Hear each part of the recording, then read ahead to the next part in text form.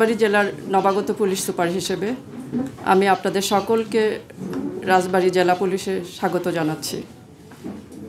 শুরুতেই July August মাসে সংঘটিত যে ছাত্র জনতার অভ্যুত্থান ছিল, সেখানে যারা শহীদ হয়েছেন তাদের আত্মার মাগফেরাত কামনা করছি, তাদের প্রতি গভীরভাবে শ্রদ্ধা জ্ঞাপন করছি। যারা অসুস্থ আছেন তাদের দ্রুত রোগ মুক্তি কামনা করছি।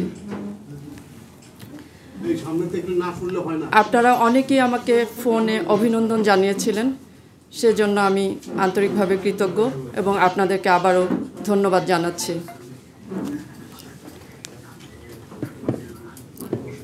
5ই আগস্ট গণ অভ্যুত্থান পরবর্তী বাংলাদেশের বিভিন্ন জেলার যে ভয়াবহ চিত্র ছিল, সে তুলনায় এই রাজবাড়ী জেলার আইনশৃঙ্খলা পরিস্থিতি অনেকটাই স্বাভাবিক ছিল। আমি এখানে এসে এটা জানতে পেরেছি। তো এটা সম্ভব হয়েছিল রাজবাড়ী জেলার জনগণ এবং আপনারা যারা আছেন সবাই এই আমাদের প্রশাসনের সাথে ছিলেন। এটার কৃতিত্ব সম্পূর্ণ আপনাদের, রাজবাড়ীর জনগণের।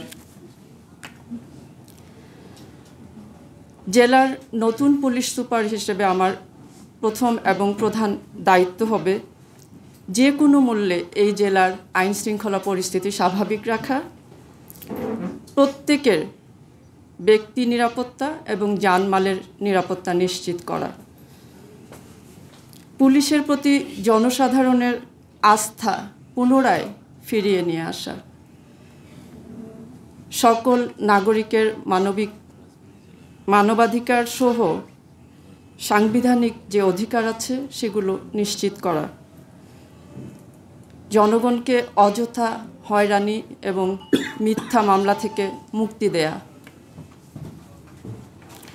আপনারা জানেন যে অভ্যুত্থান পরবর্তী যে 3 দিন আমাদের পুলিশের সকল কার্যক্রম বন্ধ ছিল, চেইন অফ কমান্ড মোটামুটি ভেঙে পড়েছিল।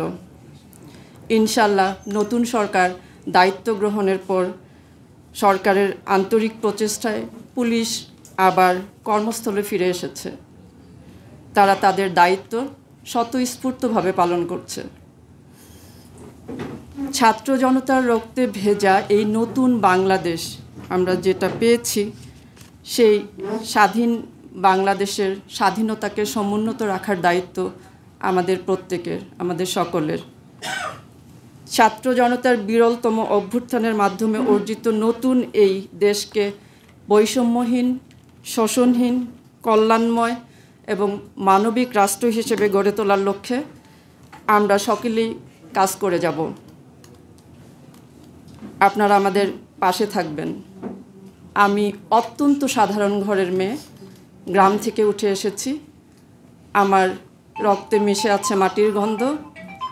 তাই প্রজাতন্ত্রের কর্মচারী হয়ে জনগণের সেবক হিসেবে আপনাদের রাজবাড়ী জেলায় দায়িত্ব পালন করে যেতে চাই।